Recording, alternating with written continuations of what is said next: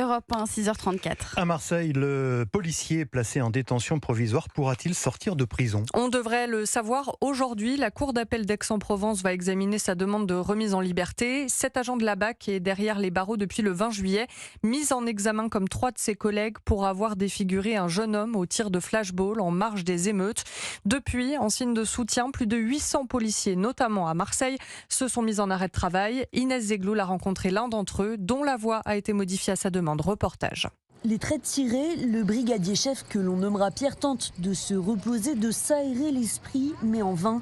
En arrêt de travail depuis plusieurs jours, il a du mal à digérer l'incarcération provisoire de son collègue. Les prochaines émeutes, je vous garantis que soit j'irai pas, soit j'irai, je regarderai faire. Le lundi, on nous parlait de félicitations, de primes parce que on avait bossé sans compter nos heures.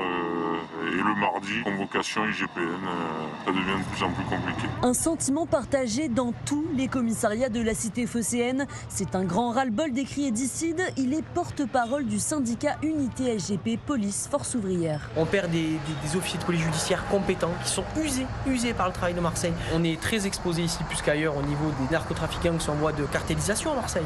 Aujourd'hui, les policiers à Marseille, c'est un vrai problème. Anxiété, burn-out, après des dizaines d'années de service, Pierre n'a plus peur d'utiliser ces mots. Il y en a assez, c'est possible que mon avenir ne se passe pas dans la police nationale. Il y en a marre de bosser pour rien, que ça aille pas dans le bon sens, donc peut-être que je finirai pas dans la police. Pour lui aujourd'hui, seule solution, le renforcement des effectifs et le versement d'une prime de fidélisation.